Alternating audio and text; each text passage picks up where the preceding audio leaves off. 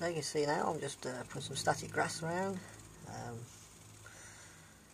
just wherever the fencing's got to go and the embankments.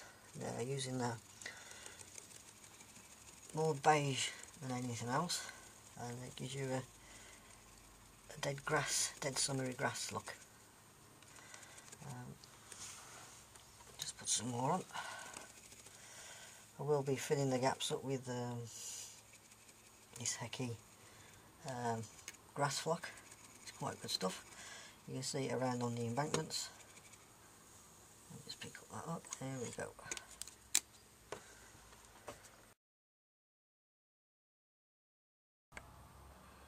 So as you can see, we've got a nice bit of covering there, just to give this road a bit of a overgrown look to it. The fencing is by Corton. It's okay, it comes ready coloured. There's little strips of balsa wood, really, a little bit fiddly, very delicate as well. But you can see the results you get off these static grass applicators. You see some of that there, the hecky floor that will run down the sides of the walling of the bridge to cover up any gaps, like you got one down there. That'll all be covered up eventually. So that I've run out of the stuff at the moment. I've used so much of it.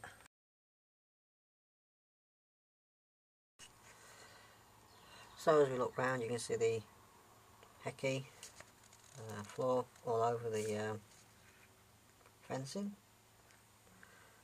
It's quite nice stuff. I know these lights are very bright underneath here, and then it goes a bit dark in the other areas where the lighting isn't so good. But as we walk down, it's just a bit narrow in here. I have to watch where I tread. You can see that I've put it on the embankments where the tunnels are. We just pull back. There you are. Back to where we was at the bridge.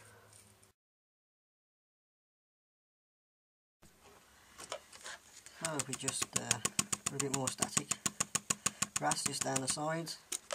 I say anything that's doesn't get covered so well will be covered by the hecky. It gives a nice overall finish to the scene. Just a little bits to be added on, nothing serious. As I say, all the hecky floor will hide all the little misdemeanors that don't get covered so well.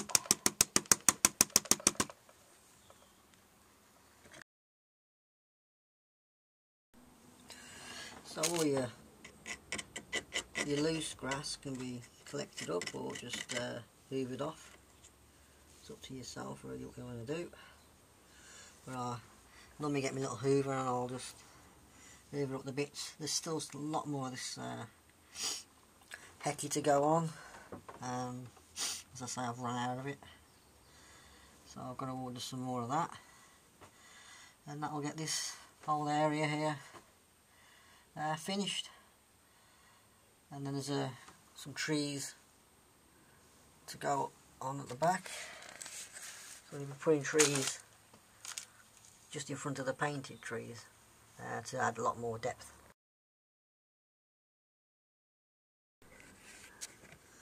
This stuff you see here, this is just all the loose bits you get off the hecky floor. I keep them all in a little jar, and I'll just use some hairspray. There we go. And I'll just sprinkle it round just to give a bit of depth, and then I use hairspray, cheap hairspray, just to hold everything together. So this is it's just loose. I just collect it all, excuse me, and then just sprinkle it on. You can see the difference between the sand and the ballast. It just gives a nice finish to it. Yeah, not looking too bad.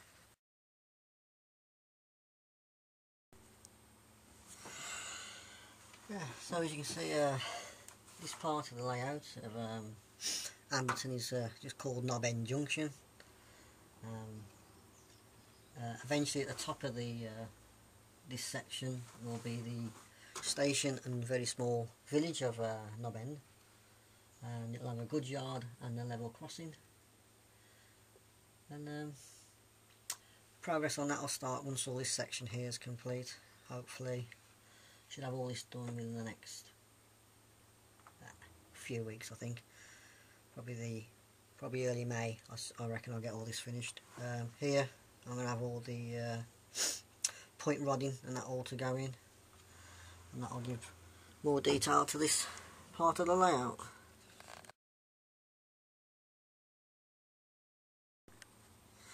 So I'll say about the points, I'll have all the point rodding put in, and I'll get that off the off wheels. They seem to do it. It just adds more detail to this side of the layout, and it look okay once I've fitted it in. All the point motors are in. I'd say anything loose I'll just hoover up that hasn't stuck down, and I think it'll look okay when it's finished. This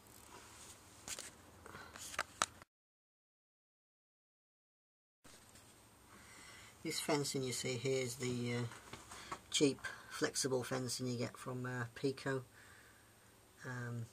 It's a bit nasty, but it serves its purpose for the waviness of the hill. It's all I could get away with. I just hide it with all the foliage and that, so it doesn't look as bad. But I wouldn't recommend it to anybody. It is a bit naff. But if you camouflage it and hide it well, it's not too bad.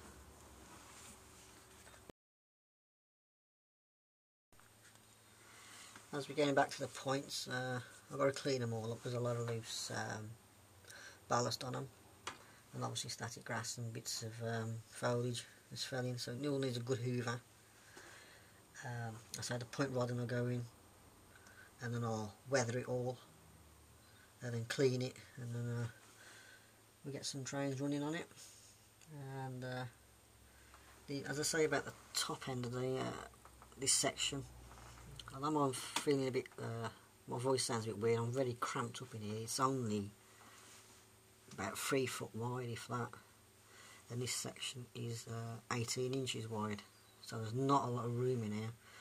That's why I sound a bit funny in here. As I say, it's very very claustrophobic.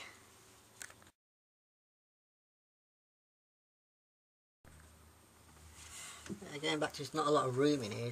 It's only about 5 foot high as well, so it gives you a bit of neck ache after a while. But hey ho, that's model railway, isn't it?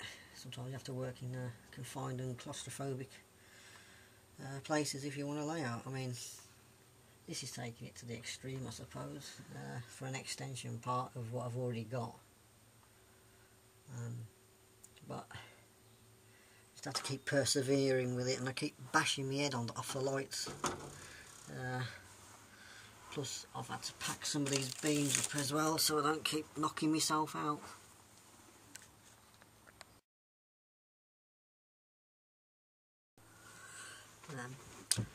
What I've learnt from doing scenic work is that to make a scene look good, you don't really want to overdo it.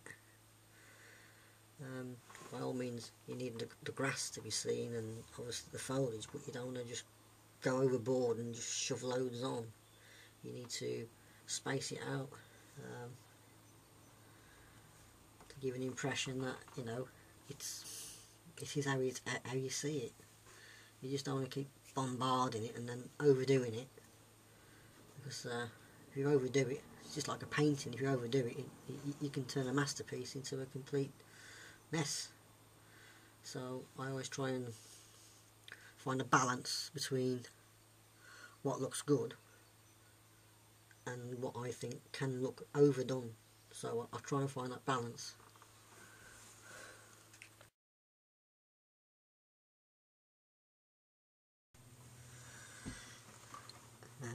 The tunnel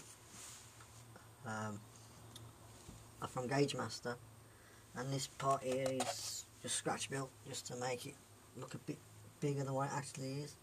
The hillside above the tunnels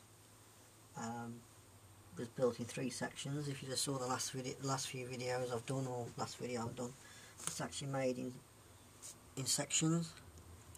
This is because I can't reach it, so I had to make it in 3 sections, and this sideboard comes off, and that gains access to inside the tunnel.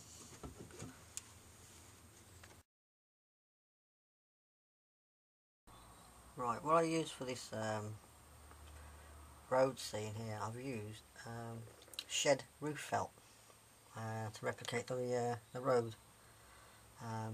Just had a brainstorm one day and thought I'd give it a try, and that's the finish to it. It doesn't look too bad. You have to understand this is the under part of the felt, and the top part that is under there. But yeah, this is the underside of the shed roof felt. And I thought I might try it on other roads when I come to building the village bit.